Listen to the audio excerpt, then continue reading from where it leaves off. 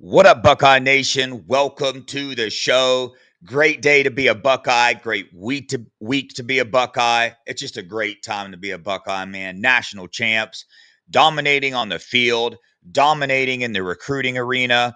Just a lot of momentum right now. Chat, appreciate you guys for joining. I see you in there. Same show I tried to start the other day, but the hotel internet would not let me.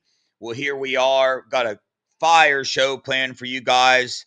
Got a guest joining tonight. Not a guest. I don't even know why I said that, man. Got Funky joining us the show tonight. Gonna go over the UCLA game and our thoughts there, the 2026 recruiting updates and the 2027 recruiting updates. So if you like following recruiting, you're gonna need a pen and paper because we're going over quite a bit tonight. This run we're going on, it's pretty wild. But without further ado, let's get Funky in here, man. Definitely need help with tonight's show. What's good, Funky? What's up, Dev? Yeah, good to be here. The Buckeyes are 10-0. I woke up feeling like a national champion this morning, and feels like I could be saying that for another year is looking like at this point. I mean, the Ohio State officially dipped under that plus 200 mark to win the national title, plus 180 to win the national title, Devin. That's Yeah. insane. That is, uh, we this team is special, and I don't know if people are really, really realizing that, or people just really don't want to admit it, because this is a special team. And when I mean special, this team could go down as one of the greatest college football teams of all time, point blank, period. And most of the time, you really can't say that until the end of the year, but you could really notice it while it's happening. People said it about 2019 LSU around this time, and all the great teams. So we'll see if the Buckeyes can finish the job, but so far so good, and I'm really just appreciating it while it's still here. Yeah, it's a beautiful time to be a Buckeye, man. It's wild. You can tell the Buckeye fatigue in the national media is just it's getting out of control. We saw the Indiana comeback, the talk after that, then Texas A&M. Marcel Reed gets his team down by what was the score, 31 to nothing or something, 31 to 10 or something, and has to come back. And everybody's talking about them. Everybody wants to talk about how the Buckeyes haven't played anybody. They haven't been tested. They're dominating everybody is why. They are absolutely dominating everybody on the field. Julian saying doesn't screw up to the point where he needs to make a comeback. I feel like that's just the most obvious thing that there is. And right now, the people that have that opinion or people that have that take on Ohio State football, I don't know. It's like listening to a little kid try to talk about football at this point in time. It's very, I'm not even frustrated about it anymore. I just laugh that people actually want to get on and try to use that as a thing to try to belittle what Ohio State and Ryan Day are doing this year because they're dominating everybody in front of them. They're trying to say they're not that good of a team. Make that make sense, somebody, please. Yeah, no, I mean it's literally domination too. And when you look at yesterday, we didn't give up a true entire game, because even on that one touchdown drive, it was a bunch of second stringers. And the entire game was a bunch of second stringers. This was another glorified scrimmage for the Buckeyes. I mean, we're really we were experimenting, giving a bunch of freshmen playing time on the D line, at linebacker, at cornerback. So just another. And it's just crazy because you're not supposed to dominate like this, Dev. We make it look easy and becomes an expectation for Ohio State to be a 30-point favorite in Big Ten play throughout the entire month of November. But that's just not how it's supposed to be. I mean, look at our buddies up north, and they just had a pretty gritty win versus at Michigan State. I mean, that game was in question a lot. They had to get some pretty fortunate Northwestern. rep. I'm sorry, I was going back a few weeks, but they got a great win at Michigan State, and then then a 5-point win at home versus Purdue, and then the walk-off field goal win versus Northwestern. So teams are supposed to struggle. Yeah, I mean, you're literally supposed to struggle in college football. That's every single team in the nation has had their struggles with a team or two this year. And Ohio State, we just haven't. People love posting the Texas score from week one, but if you're actually watching that game, there was never a moment in time where you thought, oh, we're going to lose this game. It was never that. Like, with Ohio State was in good control the entire game.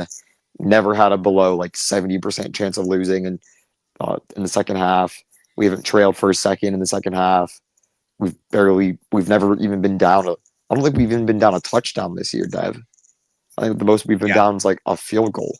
So, I mean, just complete domination, and frankly insane. And this is not supposed to happen. Yeah. This is not what's The supposed to happen in Texas college football. So, oh, you can go, Dev. Yeah, I was going to say the Texas score was 14-0 because that's what Ryan Day wanted the score to be. He did not try to score any more points because that's all they needed to score to win the game. But anyway, Buckeyes went on to dominate UCLA, what we expected, 10-48. The first half absolutely dominated. Obviously, the Carnell Tate, Jeremiah Smith stuff was going rampant. They're going to probably rest for the Rutgers game, but they are okay. Everything is fine. They're going to play in the games where we need them to play. But man, this game, you talk about for the people that had the takes with the offensive line and stuff. I understand the offensive line had things to work on, but there were people taking it too far. If you're somebody that said, "Oh, Tegra's not doing good," I'm not talking to you. I'm talking about the people that wanted to make a huge scene about how bad our offensive line is. Man, they're not feeling too hot right now because the offensive line dominated. The running backs dominated the game as well. Julian Sane came out and had to throw to a bunch of different wide receivers. And quite frankly, did a good job. I've seen some takes, Funky, about these receivers, Mylan Graham, Quincy Porter, and other receivers coming out and struggling. That's not my take. I don't think they came out and struggled. Yes, they had a couple drop passes and stuff, but we're talking about wide receivers that don't get much playing time, thrown in the action, and they got the job done. They won the game, right? I mean, let's go down here. Mylan Graham had 3 receptions for 40 yards. Bryson Rogers, 2 for 27. Quincy Porter, 1 for 14.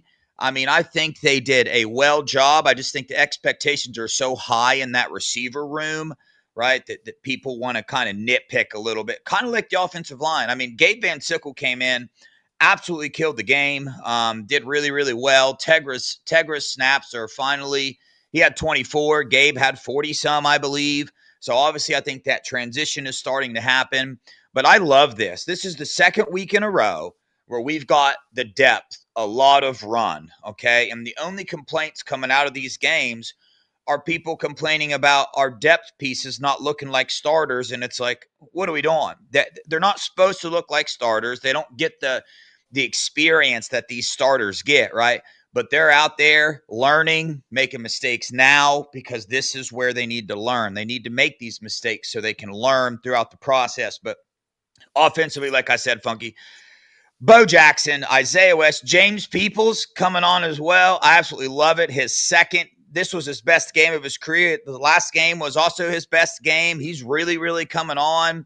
But Bo Jackson and Isaiah West are the 2 best running backs on this team. I did want to mention something real fast. I got to give a shout out to B. Moses, right? Because Funky, you're on my side on this one. We would always say, here's the order of the running backs: Bo Jackson, Isaiah West, James Peoples, then CJ. Well, B jumped in and said, yo, CJ is number 3 for sure because of pass protection. Well, what did the Buckeyes struggle with this game more than anything? Pass protection. But what did the Buckeyes do better more than anything? Run the ball. Who didn't play? CJ Donaldson did not play. So it sounds like that was a spot-on take to say CJ is good at pass protection, but he's not the best, but he's probably the 4th running back in terms of getting yards on the field. Funky, got anything to add to that? Yeah, I mean, I agree with that sense, but I thought the freshmen did a better job in pass pro. I mean, they have to learn somehow, you know. I would hate for their first game to learn would be next year on the road at Texas. That'd just be pretty unfair for them. So good to see them, you know, get some in-game real reps protecting Jillian this year, just so they can learn off it as well, because you don't really do that in high school. So your first game reps really do come into college, which is a weird thing to think about. But it's just the truth of it, the truth of the matter. I really, really liked how Luke Montgomery played. during the game. I think Luke had one of his best games of his Buckeye career. I think a lot of those offensive linemen played really well, but especially that left side, Austin Sierreveld and Luke Montgomery. I think they played exceptionally well, and was, even though Austin got called for that phantom holding. And I agree with your take on the wide receivers. Just, I mean, unrealistic expectations for any wide receiver that plays at Ohio State right away. Like, if you're not a superstar from the jump and you could noticeably jump off the screen and be a first round draft pick, then we don't want you. I mean, fans were about ready to quit on Emeka, and now Emeka is one of the top wide receivers in the NFL, first round pick. You redrafted that draft, he probably goes top 10, top 5 maybe. I mean, he's definitely the first wide receiver taken in that draft. Draft ahead of Travis Hunter for sure. So just I think we're in a really good spot. And what Ryan Day is doing is probably masterful.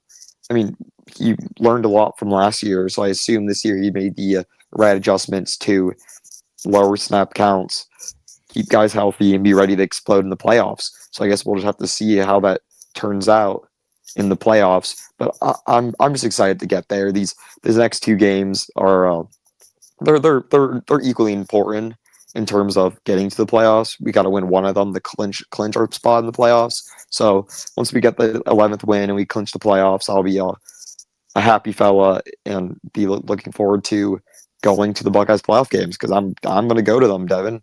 Because think about it, even if we lose, I mean, I'm a man of hypotheticals, Dev. So let's just go with this.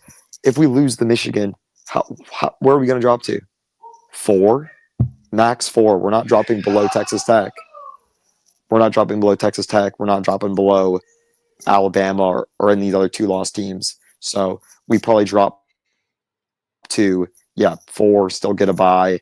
And then who knows? That could be the better spot. We don't really know. There's no difference between 4 and 1, really, because 4 has to play 1 and 1 has to play 4. So just an interesting thing to think about, Dev. But I'm just really excited, looking forward to the Buckeyes football this weekend. Yeah, absolutely. Quick shout outs real fast. You guys know I'm a fan of PFF. Phillip Daniels, the highest rated offensive lineman on the field, both in run and pass blocking. Struggles a little bit sometimes in pass blocking, but PFF has him rated high. Austin Sierreveld as well. Luke Montgomery, Carson Hinsman, those guys all did well. Defensively, we saw a lot of second stringers and a lot of the depth get a lot of run out there. I love seeing that. These young guys getting in there. Riley Pettyjohn was out there playing as well. Fahim Delane, Caleb Downs didn't play the second half. Love seeing that. Devin Sanchez still in there doing his thing, learning. He's been. I've seen some people, take some shots there because the expectations, again, it's like the receiver conversation, Funky. When Mylan Graham gets out there, misses one pass, people want to go in hard. Devin Sanchez, he's had a couple moments of struggling this year. He's a freshman. It's going to happen. These are the moments that these coaches use to get him better, man, right? Eli Apple, great example there. What is he, a first-round draft pick? Yep. Did he look very good when he first came out as a Buckeye? No, he didn't. I'll go ahead and let you right now. He did not look good. But defensively, Funky, we held them to 50 yards. The starters did before they started rotating in and out a lot. 50 yards, Funky. 52 total yards. I don't think I need to say much else. Tywone Malone killed it again, did well in there. Caden McDonald. Dude, there's nothing else to say. I feel like we keep repeating ourselves, this defense, but you know what it is. It's Caden McDonald looked like Caden McDonald looked like a first round pick. Like he looked insane yesterday. And I mean, I really do want to stress that point, like you said, about the cornerbacks. I mean, especially, Fahim Delane played. You didn't notice him yesterday, which was a good thing. I thought he played an exceptional game as a freshman. And I know out of high school, Ohio State was extremely high on this kid. Him, Jarquez Carter were 2 of the most highly praised kids in that recruiting class that were seemingly underrated by the recruiting services, because we were told Fahim Delane's the number 1 target at safety, and Jarquez Carter was, top 10, top 5 in that defensive tackle room in the nation for the Buckeyes. So it's good to see those 2 kids play well. And then, like you said about Devin Sanchez, I mean, he's been playing a ton as a freshman on this defense that has superstars all over the place. So the play at Ohio State this year as a freshman is just shows you what Ohio State thinks of the kid. And and of course, uh, there's going to be moments, and you're going to have moments your freshman year, but it's nothing like. Everyone has their moments. Lorenzo Style had his moments of struggle, and he's a fifth-year senior guy. So of course, the freshman is going to have, those times, and it's nothing like some of the. I think some of the PI calls have been really, really soft too. The late games, chucks it up to the opposing team sidelines, and so I think a lot of it is not even fully his fault. And they really put him in the fighters starting week one. You got to remember he was playing in that Texas game, like in the last drive of the Texas game. So they really do trust the kid, and I'm excited to watch his development because he's no doubt on that fast track to be a first round draft pick in 2 years. So we'll lifetime. But my money's on Devin, and I'm excited to watch his development. Continue to play. He'll play in the playoffs. He'll play in the whatever. Yeah. But yeah, I'm excited. Yeah, that's the thing about this defense. I think this defense is so good because they play as a unit, right? There's so many things out there that, we're talking about Devin. I'll bring up Devin. There's so many things out there that Devin does good that's off ball or not on the screen. The ball doesn't get thrown his way every time. Why not? Because he's doing the right thing, right? When the ball gets thrown your way, everything's right on you. But this defense plays so well because they all play as a unit, man. It goes back to that brotherhood thing. You look at all the playmakers on this defense, it's kind of wild. But a couple offensive stats, and we'll move on to some recruiting news. Julian Sam threw a horrible 74% completion rate. Not even sure if he's going to be the starting quarterback next week or not. We'll see. That's a joke. A joke to some overreactions. I heard Julian say it's just fine. If his bad day is 74%, 184 yards for 23 for 31 with one touchdown, I'll take it. Bo Jackson averaged 7.5. Isaiah West, 7.6. James Peoples, 7. I already read to you guys the wide receiver thing. Just the team operating at a high level. Another game where we can learn and grow as a team. The coaches can try to work out different things, just like this running game, and it looks like some things are getting worked out. Funky, any final thoughts? Let's dive into what I'm pumped to talk about, man, and that's the Buckeyes on this recruiting trail. But final thoughts on the game, Funky. Final thoughts? Just appreciate while it's still here, and I'm excited to watch us beat up on Rutgers. And yeah, I expect Carnell to play. Dev, just want to get that out there. I expect Carnell to play. Don't expect JJ to play, but was told don't bet on JJ not playing. So it's not confirmed he's not playing, but I was told Carnell is playing. So just want to get out there now. I've reported on the scoop on the board, got the latest intel on their injuries posted. So you want to hear the in-depth what I'm hearing from inside the Woody, then go check out BuckeyeScoop.com, and they'll go very much in depth into what was actually happening, because that information is 100 out of 100% correct. So yeah, when you see on Twitter somebody say that Carnell Tate is out for the season, the best place you can go is to the Buckeye Scoop message board and find out the truth real quick. We had that one nailed down immediately. Absolutely immediately. Not only that, if you follow the Buckeye Scoop message board, me, Funky, a couple other people on there, there's been some recruits. We're going to start with the 2026 class. A lot to go over, so we'll start there. We told you who was going to commit. There's still a couple more out there. The Buckeyes have now successfully flipped 10 recruits in this class. 10. They flipped 10 recruits, which is absolutely insane. Just got Dre Quinn. I got good information on Thursday that he was going to end up being a Buckeye. Turns out that was correct. Funky, same thing. Just got a tight end, Nick Latour from Lebanon, Ohio. I want to play Dre Quinn's a highlight, some highlights I got from him, because if I see people talk about his size and his rating and all that, just watch this. This is the first 5 games of this year. Let's pay attention to what he does. The dude's elite, very good defensive end, plays for a top program in the nation in Buford. So he's absolutely doing his thing. There's some other recruits we're keeping an eye on. Funky, CJ Borno. I'm going to let you go in on him. You did some deep diving today on him and pulled up some remarkable stuff. I want you to talk about Braxton Lambert as well, the linebacker. As of right now, the Buckeyes sit in 6th place.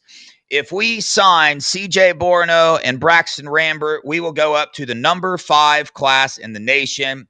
And spoiler alert, we're going to sign CJ and Braxton, but give it their time. They'll make that announcement when they make it. Another one, Funky, I just want to mention who was there. Darius McKinley, 6'3", 270, the number 488th player nationally, was there on a visit as well. Keep an eye on him. I believe he's an LSU commit, but the Buckeyes are up to some mischief right now. Dominic McKinley is his brother. Dominic was the number 18 player nationally in the 2024 class who officially visited the Buckeyes in June.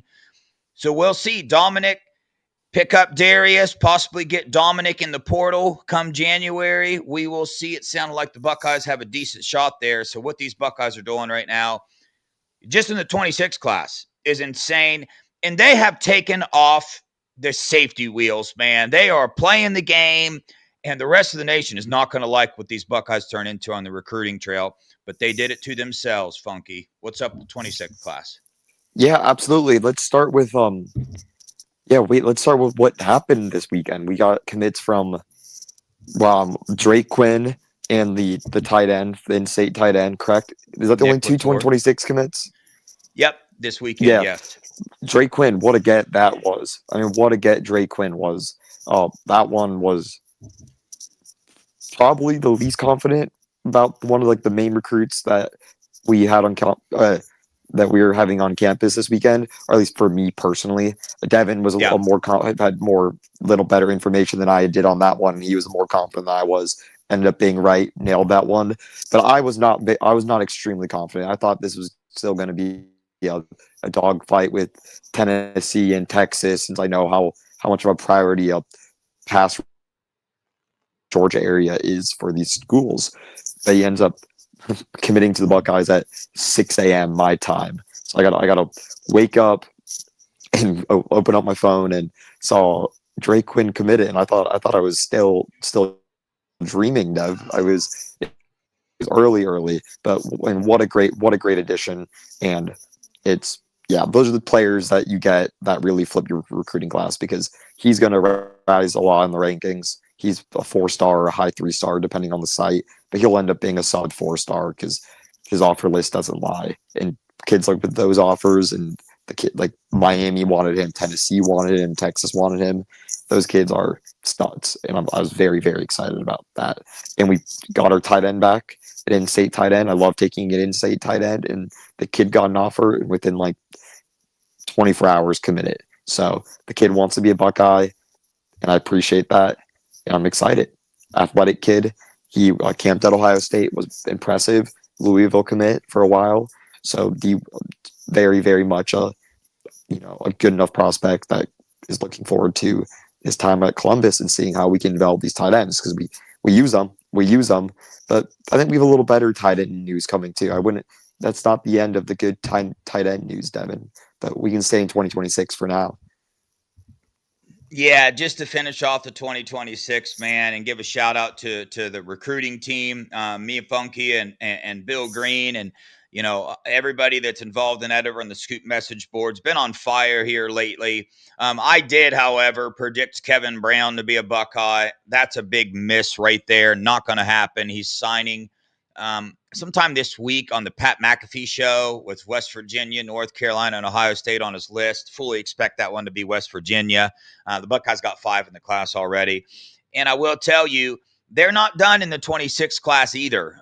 They're just not. I expect a couple more commits, and then I also expect another flip, possibly 2, from names that are really not being talked about now, because the Buckeyes are making moves on these 2025 risers in their class. Drake Quinn was one of those as well. We told you they want to make sure their investments are worth it. They sat back, watched Drake Quinn's senior film, and he jumped clear up the board for them, and they went hard for him. and they got him. They did not want him going taking other visits. They accomplished that goal. That's not what Ohio State normally does, man. They don't push for commitments on visits like they're doing right now. But like I said, took the training wheels off, and these Buckeyes are scooting along. But Funky, like you said, not just the 26 class and the 27 class right now. We sit third in the nation with Jameer Brown, Brady Edmonds, Kellen Weimer, Mason Wilt, Angelo Smith. Just signed another one. Eli Johnson, the number 82 player nationally, number 8 safety. Big friend of the Buckeye boys. You saw him on here. I'm going to get him on again. When we did that interview, I knew he was a Buckeye. Hopefully you guys didn't know that. I was trying to not make it that obvious, but absolute perfect fit for the Buckeyes. And they had a loaded 27 roster coming in for this UCLA game as well. Funky, do you want me to go over a few of the names, or do you want to start off in the 27 class? Hey, Sure. you know what, Funky? You got to back up and tell me about CJ. Yeah, I was literally about to say that. I was like, I completely forgot to talk about CJ. Okay. Oh, yes, CJ. I was about to say that. CJ, I mean, the number 1 recruit in Florida's class, a top 75 player in the nation. Or I don't think, I know, the top 75 player in the nation, one of the top cornerbacks in the nation. And he's not just a good football player. I mean, he is one of the fastest runners in the entire country, over 100 meters. If you thought Legend Bay was fast, this kid, respectfully to Legend Bay, because Legend Bay is fast and legit fast and very twitchy. Legend Bay's got Ted Ginn speed, but CJ, he would make Ted Ginn almost look slow. I mean, CJ's speed is comparable to the NFL, and him and Tyreek Hill probably very much similar on their speed levels for their grade. I posted this on the message board today. If CJ was on Ohio State's men's track team, he would be the fastest 100-meter sprinter on the team if you use his junior times.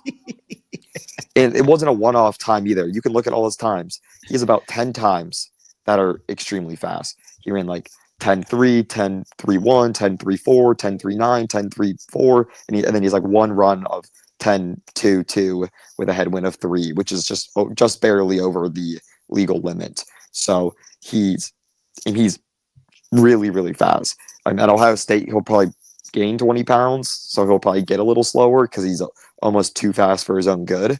But he's legit. Like he would make 10 Ginn look slow. He would if they raced a 100-meter race and 10 Ginn ran his PR and this kid ran his PR, he would dust him like by a lot. Like it wouldn't be close. Like Ted Ginn had D1 level speed. This kid has national champion level speed and like on the track level, not the college level, or you know what I mean, on the track, national track speed, not. So it'd be crazy. So I'm excited to watch him. I mean, he probably can be returning kicks for us because we think Lorenzo Styles is currently the fastest player on the team, and CJ is much faster than Lorenzo.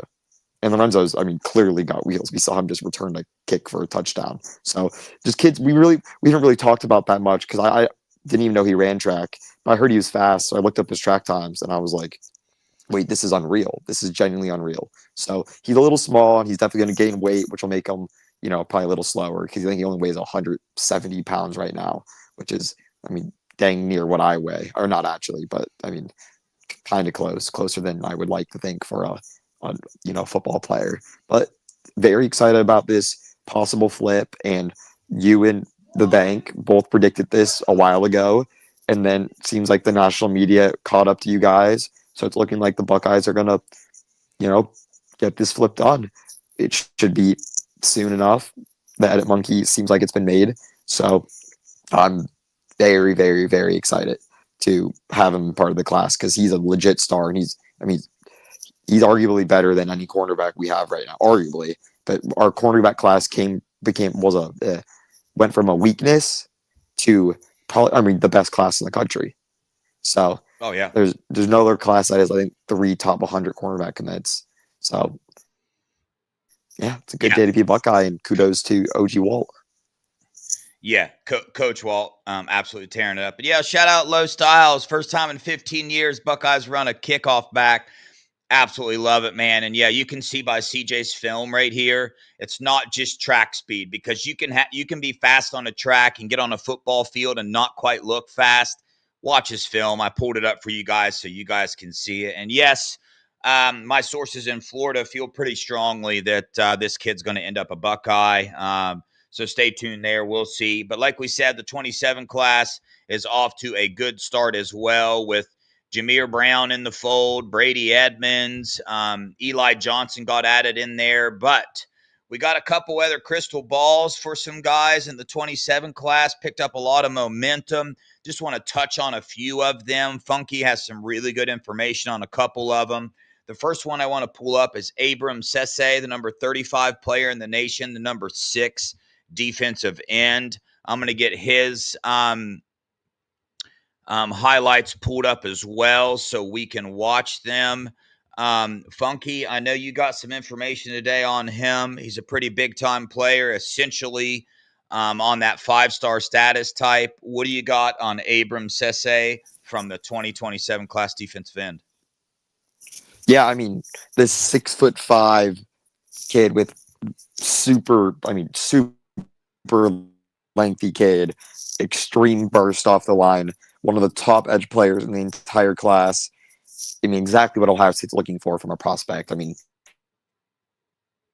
Ohio State pass rushers and exactly what you'd want from a defensive end.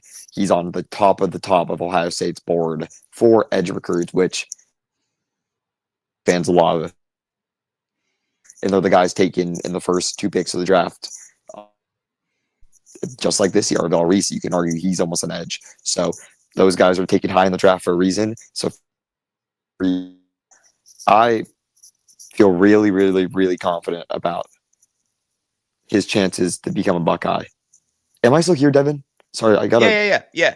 You are. Okay, yeah. You're breaking up just a little bit, but we can still hear you though. Okay, sorry. I'm not. I just got like a. That's what's up. Sorry, the college Wi-Fi not the best, but I feel really good. High 4-star, pretty much a 5-star kid. He'll end up a 5-star kid by the end of it. Oh, is my mic really screwing up that bad? Dang it. You're good now. Yeah, I really like Ohio State's chances for the. I really like Ohio State's chances for the kid, and I've put in my prediction for him, and I think he can flip sooner than we think, and he'll be one of the key additions. 5-star kid, defensive line that is going to build this class. This 2027 class is going to be special, and I'm excited to watch it develop and really live it in real time. Because we're going to have 10. So it's going to be exciting time, and there's going to be a few commits coming. I feel like I know you're going to bring up. Yeah, Funky. We're not done there. Like I said, the momentum is very strong in this 2027 class right now. I do have another. I'm going to see what I got pulled up. Oh, yeah. So this one, I got some good information on this one as well. This guy's going to end up a Buckeye. Funky, I believe, got some better information today on him, some more definite information. I want to pull this guy up. He's the number 2 tight end in the 27 class. He's in the Buckeyes' eyes, he's number 1, the number 1 tight end, the number 37 player nationally. Brock Williams out of the 27 class. Brady Edmonds has been trying to recruit him very, very hard. He was there this weekend. Funky, and then so what you got on Brock? We'll hit Brock and we'll move on to a couple more. Yeah, I was close to pulling the trigger of a prediction last night. I texted Devin. I was like, I got really good information. But I think I'm gonna hold it to Monday. I'm gonna hold it. I literally told that in a group chat. I was like, I'm gonna hold it to Monday. I'm gonna make a big article. But then I got even better information just recently, or about 3-4 hours ago, and I pulled the trigger and I made it. Put the equal sign for him to become a Buckeye. He's been Ohio State's number 1 priority at tight end for, 2 to 3 years at this point. He's been Keenan Bailey's favorite tight end that he's ever recruited, and a really good friend of Brady Edmonds. So kudos to Brady Edmonds for really making this. Him and Brock were side by side the entire time at the game Saturday, and Brady actually made the effort to when he went to Ohio State for he's been to a few games this year, but he made the effort to get in on like a red eye so he can go to Brock Williams like high school game before. No, it was Jameer Brown's. Oh dang it! So it's not as cool, but he went to Jameer Brown's game. That shows how good of a teammate Brady is and how much of a team first player he is for someone who's been making just such a lasting impact on this Ohio State's class. It is a brotherhood, and it really does start with.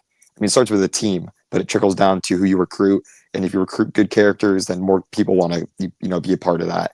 And it's a real big team aspect. So kudos to Brady and kudos to really the entire staff because they knocked it out of the park on his visit. They knocked out of the park for all these kids' visits, and that's why we're seeing such a high success rate of kids committing now.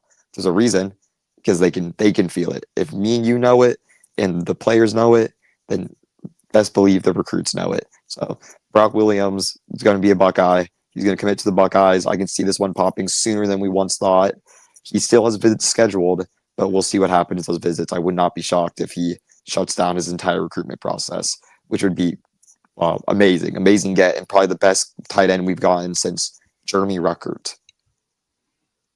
Yeah, Brock is very open that once he finds his school, he's committing. He's not going to try to take all these official visits and visits elsewhere till he decides. If he goes to a school and feels it's it, he's going to commit. He's been very open about that.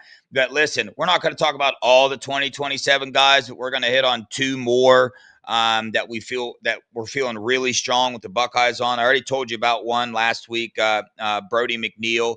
Funky had some good information there. The number 5 interior offensive lineman in the 27 class, still holding strong for the Buckeyes. And then the real big one, David Gabriel Georges, the number 14 player nationally. He's a top 10 player in the class, but the number 2 running back just under Keemon Spiel on some sites. On other sites, he's the number 1, but got a real good feel for both of those players in the 27 class. Funky, what do you got on both those guys? So you're breaking up there. Can you repeat the names one more time? Sorry. David Gabriel Georges and Brody McNeil. Oh yeah. Sweet.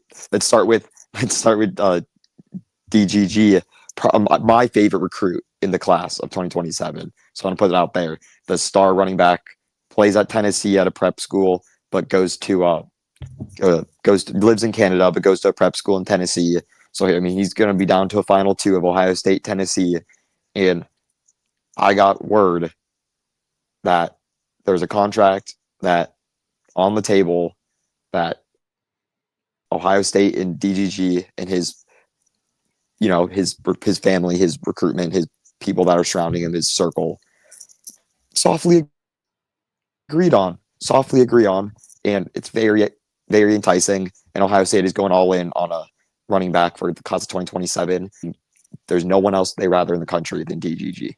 Him and Keon Spell are 2 of the best running backs that we've seen in a while, but DDG is on a notch above pedestal on his own, and that feeling is very mutual. And I got the confidence that I was able to put in my official prediction.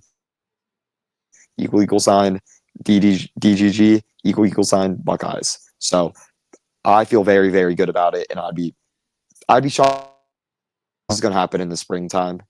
That's per Coach Locke. Coach Locke wants to finish the 2026 class, give the 2026 class their flowers, and then go, get everything done, get all the paperwork done, get all the official stuff done with him in early spring 2027. So post a national championship run, and I really look forward to him because he's ridiculous. And this guy will be he'll be fighting for playing time year 1 out here at Ohio State, and it's gonna be hard to keep him off the field. He's got, next level speed, next level agility, next level, just a beast, just an absolute beast. And I can't wait for him to hopefully become a Buckeye next year. But still, it just feels weird, like being this confident about a running back commit, especially one that's going to come down to Ohio State and Tennessee. But the information it's too good not to report on, Devin. It's too good not to feel this confident about it. So I'm very excited for it, and I'm very confident he's going to DGG. I'm trying not to give away too much, but let's just say I feel very, very, very, very, very confident. So I'll leave it at that. Yeah, DDG is a Buckeye. Yeah, like I said, there are several other guys that we could bring up and talk about tonight. Monsoon Sales, Dakota Garant. I mean, several other wide receivers, obviously, offensive linemen, defensive linemen. But those are the guys in the 2027 class that we have recently got some new information on that we feel really good about. This 2026 class is moving and steaming right along. We have 27 commits right now. I predict the class will end up with 30. Funky, how many? What do you predict, man? What do you predict this 26 class ends at? How many? 31, 32, 30? Where you at? I was thinking 29. We have 26 right now? 27 right now. Oh, 27 right now. Oh, wait, right. I think 20, no, I think 29. I think 29 will be but that's been going up. I think my original statement was what, 27 and 28. So I think we Yeah. end up with 29 and end up the fifth or fourth ranked class in the country. The only three that I think will be ahead of us for sure, or like not for sure, but very confidently saying it would be Georgia, Bama, USC. So I think we'll end in the rankings fourth or fifth, but fourth or fifth is literally just as good as one or two. And so they're all so close. There's no one that has a class that I'm like, there's no one's class that I would take over ours in the country. And that's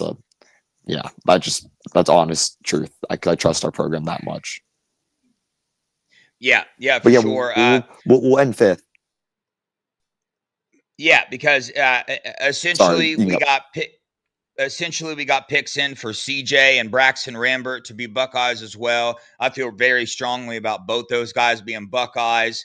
When we sign those two, that's going to take us up to 29, and it's going to take us up to the number 5 class in the nation.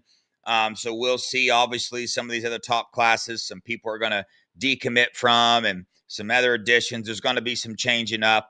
But again, like Funky said, I don't care about these rankings. This Buckeye class is turning into the real deal.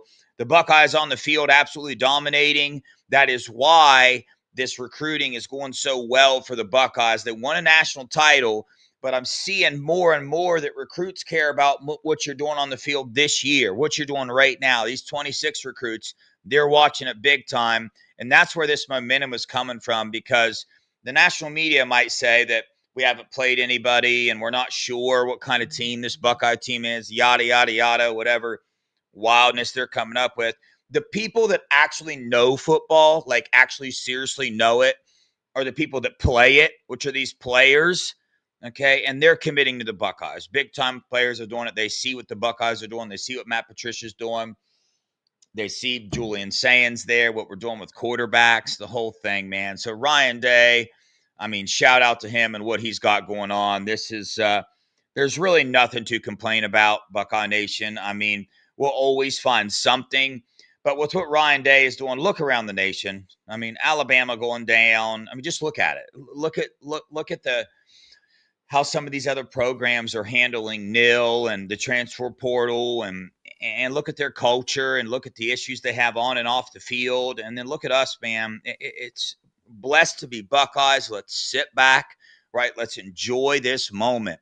Enjoy it, because we are in rare air, right? We're in an argument of who's going first, who's going to be the first or second draft pick, Julian Sand or Jeremiah Smith. They're going to go 1 and 2. Who's going to be 1 and who's going to be 2? They're both Buckeyes. So that puts us in rare air right there with Matt Patricia. I mean, so many things we can talk about, but stay tuned. Hit that alert bell. Got Brady Edmonds coming on the show tomorrow. Got Brock Williams going to be joining us sometime this week as well.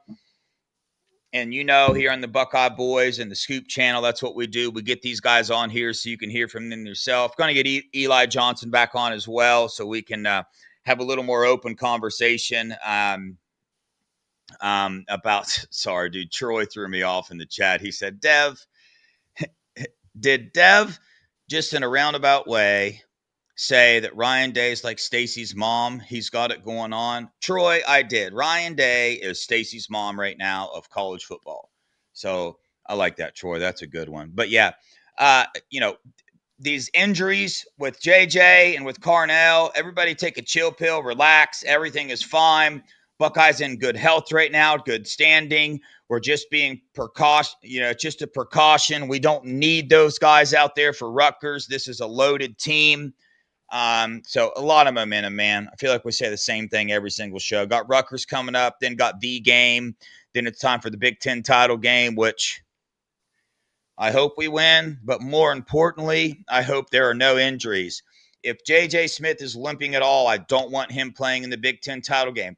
If Sayin is a little bit tired that day, I want him sitting in the Big Ten title game. And yes, I know that's going to hurt the Heisman, but I'm just telling you, that's where the Big Ten title game stands for me. I don't. The only reason I want us to win is to shut Indiana fans up because they get a little bit annoying from time to time, but I'm sure I get annoying from time to time as a Ohio State fan as well. Funky, closing thoughts. What? No, never mind. Super Chat's Funky. Mark, thanks for becoming a new member. Mark, again, thanks for the $1.99. Mark, was there something in there? Mark, if you're still in the chat, let me know. Thanks for $1.99, but I don't see anything in your super chat. Funky, any closing thoughts or statements? Yeah, I mean, thanks, Mark, for becoming a member as well. Appreciate that. Scoop Ultra members, you can do that. Appreciate everything goes to pay it forward, even the Scoop Ultra memberships. So appreciate you guys for helping the troops out as well, and the police officers, the military. And just closing words is, I want to win the 11th game, and then after that, don't really like. I truly don't really like. I truly don't really care. To be honest with you, Dev, I really don't until the playoffs. The Big Ten championship game to me on a scale 1 to 10 is like a 2 or 3. I feel you.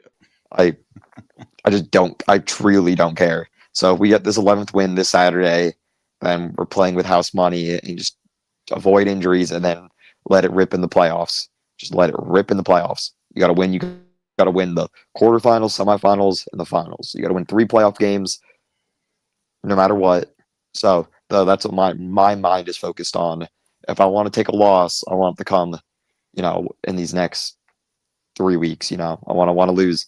If we got to take a loss, which might even be helpful, I want it to come in these next 3 weeks, and it wouldn't bother me at all because the only loss that would bother me is the playoff loss. So I look forward to hopefully watching the Buckeyes in the playoffs. We've got to get business done this weekend for Rutgers as 32-point favorites. But hey, I'm not going to take any win for granted. So I'll be watching and be nervous until we're up 14, and then I'll relax a little bit. But thanks for having me on, Devin. It's the best time, literally of all time, to be a Buckeye fan, and this is the greatest chance we have at going back, maybe of all time, definitely in my lifetime, and dare I say, best chance we ever had to three-peat with our quarterback in Jeremiah Smith returning next year, probably. So great time to be a Buckeye fan, and thank you guys for being here. We had a killer show before this with B. Moses in Nevada. Killer show right now talking about recruiting. So we're killing it. And if you guys want to join us, join BuckeyeScoop.com for about like 20 to 30 cents a day. And it's just nonstop entertainment. I mean, I'm on there way too much for my own good. I don't even have to be on there that much, but I do it because I really like it. So I love it.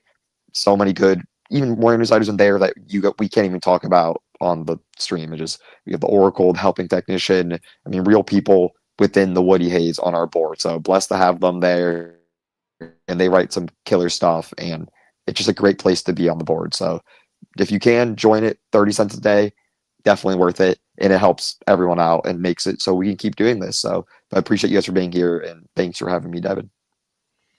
Yeah, it's awesome to see our cheater neighbors up north as well pay $13 million for 2 interceptions in the second half and have to skate out a Northwestern win with a field goal kick. One of the worst teams in the Big Ten. They shouldn't even be able to be associated with Ohio State's name anymore. That's me and Funky had this conversation. He brought it up. It's the only thing that makes them relevant at all in college football in this point in time is the fact that they paid $13 million for a quarterback, and the fact that they're supposed to be Ohio State's rival, but they spit in the face of the game And now karma is turning around and then biting them right in the gonads because they're not going to make the playoffs, regardless of what happens. They ain't going to get in there. But on that note, guys, we appreciate you guys for watching, the super chats, the support. Hit the like button, hit the subscribe button, and we will see you Wait, one tomorrow. more Go thing, Devin. Buckeyes. Sorry. Yeah, yeah, yeah. Wait, one more thing. One more thing. While the Buckeye, if you want to watch something on ESPN2 right now, Buckeye Wrestling in the dual meet national championship right now. The Buckeyes are looking really, really good to clinch the dual meet national championships in Oklahoma. Really good. We're up 21-6 with 3 matches left. Matches 8, 9, 10. Yeah, 3 matches left. Up 15 points. So looking really, really, really good. They're in OT right now. We need one more victory to clinch it all. So if you're not doing anything right now, ESPN2, watch your Buckeyes hopefully clinch a wrestling national championship or dual meet national championship. So, but yeah, with that, IO, Devin, IO. Yeah, yeah. All right, y'all. Appreciate you guys. Love you guys. Go Bucks. Peace out.